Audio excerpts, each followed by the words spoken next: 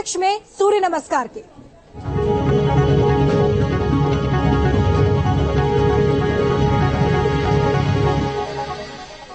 चांद पर फतह के बाद अब सूरज के लिए निकलेगा भारत का अंतरिक्ष यान। जी हां, इसरो ने मिशन आदित्य L1 की तारीख घोषित कर दी है। आदित्य L1 को श्रीहरिकोटा से 2 सितंबर को इसरो लॉन्च करने जा रहा है।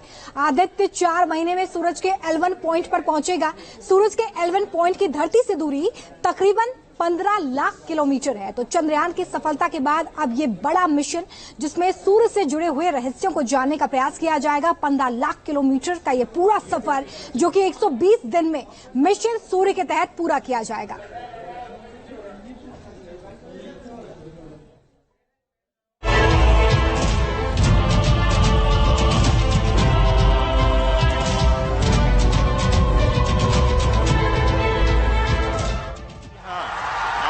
स्क्रीन पे देख सकते हैं कि हम ये जोश, ये उत्साह है चंद्र विजय का। चंद्रयान 3 की कामयाबी का लैंडर विक्रम की जैसे ही चांद के दक्षिणी ध्रुव पर सॉफ्ट लैंडिंग हुई, वैज्ञानिक खुशी से झूम उठे। पूरे देश में जश्न मनने लगा। लैंड हो चुका है।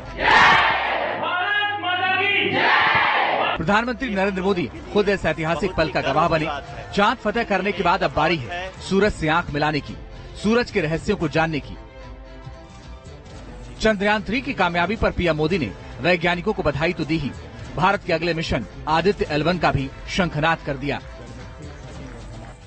हमने भविष्य के लिए कई बड़े और महत्वाकांक्षी लक्ष्य तय किए हैं।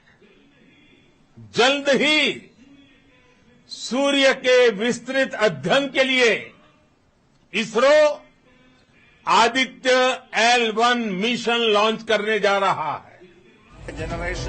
इसरो चीफ एस सोमनाथ ने भी साफ कर दिया कि आदित्य L1 लॉन्च की तैयारी पूरी हो गई है। Aditya is a mission to Sun. It is getting ready and it is just ready for launch. First week of September it will be launched, and after that it will be launched. It will travel for many days to reach the L1 point. Chandrayaan 3 को launch होने के बाद सफल landing में करीब 40 दिन का वक्त लगा था, लेकिन आदित्य L1 2 सितंबर को लॉन्च किया जाएगा और इसरो के मुताबिक इसे सूरज की कक्षा L1 तक पहुंचने में 127 दिन का समय लगेगा। ये हेलो ऑर्बिट में तैनात किया जाएगा। यहाँ पर एक पॉइंट होता है। ये पॉइंट सूरज और धरती के बीच में होता है। सूर्य और पृथ्वी के बीच की दूरी करीब 15 करोड़ किलोमीटर है। पृथ्वी से L1 की दूरी करीब 15 लाख किलोमीटर है। करीब 200 ग्राम किलोग्राम वजनी आदित्य L1 को PSLV रॉकेट से लॉन्च किया जाएगा। इसरो के मुताबिक ये मिशन सूर्य पर उतरने नहीं जा रहा है, बल्कि आदित्य L1 सिर्फ सूरज की कक्षा लैग्रेंज बिंदु 1 पर सैटेलाइट के रूप में सूरज के चक्कर लगाएगा। इसी वजह से इसके नाम में L1 जोड़ा गया है।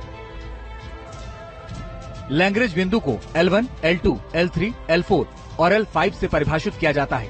इसरो की योजना L1 लैग्रेंज बिंदु के पास आदित्य L1 को स्थापित करने की है। सबसे पहले समझते हैं कि आदित्य L1 को सूर्य के प्रभामंडल की कक्षा L1 लैग्रेंज बिंदु पर ही क्यों स्थापित किया जाएगा। जब सवाल ये उठता है कि इस मिशन के लिए लॉन्ग्रेंज वन यानी कि L1 पॉइंट को ही क्यों चुना गया, तो इसके पीछे आपको एक साइंस के तथ्य को समझना होगा। दरअसल धरती की ग्रेविटी किसी भी चीज को अपनी तरफ खींचती है और सूर्य की ग्रेविटी अपनी ओर, लेकिन लॉन्ग्रेंज वन वो पॉइंट है जहां पर धरती और सूर्य की ग्रेविटी को अगर देखें तो वो शून्य हो जाती है, यानी कि वहां पर वो चीज अधर में लटकी रहती है। मैं इसको आपको ग्राफ के जरिए समझाने की कोशिश करता हूं। एक तस्वीर में आपको दिखाता हूं। इस तस्वीर को आप देखिए, ये सूर्य है और ये धरती, इसके बीच के ये जो सर्कल आप देख रहे हैं, ग्रे कलर का जो सर्कल है, दरअसल ये ग्रेविटी के जोन आप कह सकते हैं। लेकिन ये जो L1 पॉइंट है, लगभग धरती से 15 लाख किलोमीटर ऊपर जाकर ये पॉइंट पड़ता है। सूर्य और पृथ्वी की दूरी को अगर हम देखें तो वो लगभग 15 करोड़ किलोमीटर बैठती है, लेकिन 15 लाख किलोमीटर ऊपर धरती से ये लॉन्ग्रेंज वन पॉइंट है जहां पर आदित्य L1 को स्थापित किया जाएगा। सिर्फ इतना ही नहीं, कुछ और जोन्स भी होते हैं, कुछ और पॉइंट्स भी होते हैं, जैसे कि L2 अगर पॉइंट को हम देखें तो वो आपको यहां पर दिखाई देगा। इसके अलावा L3 पॉइंट को आप देखेंगे तो वो सूर्य के दूसरी तरफ आपको दिखाई देगा। यहां पर भी अगर आप देखेंगे तो ग्रेविटी शून्य हो जाती है। इसके अलावा L4 पॉइंट एक होता है और एक L5 पॉइंट होता है, लेकिन L1 पॉइंट एक ऐसा पॉइंट है जहां से कभी ग्रहण अगर लगेगा सूर्य को, तब भी आप सूर्य को लगातार देख पाएंगे। यानी कि आदित्य L1 का जो मिशन है किसी भी कीमत पर रुकेगा नहीं, भले ही ग्रहण की स्थिति क्यों ना बन रही हो, तब भी सूर्य को वो सीधे तौर पर देख रहा होगा और अपने मिशन को लगातार पूरा कर रहा होगा। आदित्य L1 में सूरज की स्टडी करने के लिए 7 पेलोड भी लगाए गए हैं। इनमें visible emission line coronagraph, solar ultraviolet imaging telescope, Aditya solar wind experiment, plasma analyser packet, solar low energy X ray spectrometer, solar high energy X ray spectrometer और डिजिटल मैग्नोमीटर। इसरो के मुताबिक इस मिशन का लक्ष्य सूरज की किरणों का अध्ययन करना, किरणें अंतरिक्ष की गतिविधियों को कैसे प्रभावित करती हैं, सूरज के फोटोस्फीयर, क्रोमोस्फीयर और सूरज की बाहरी सतह पर नजर रखेगा।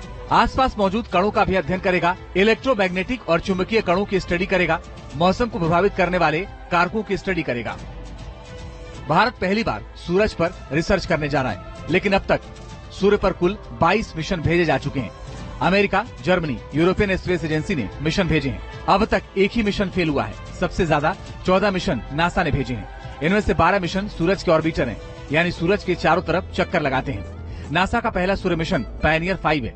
नासा ने पायनियर 5 को 1960 में भेजा था। बात करें सूरज की तो ये रहस्यों से भरा है। सूरज एक विशालकाय तारा है। सूर्य के चारों ओर 8 ग्रह और अनेक उल्काएं चक्कर लगाती रहती हैं। सूर्य के व्यास यानी आकार की बात करें तो ये इतना बड़ा है कि इसमें पृथ्वी जैसे करीब 13 लाख गोले रखे जा सकते हैं।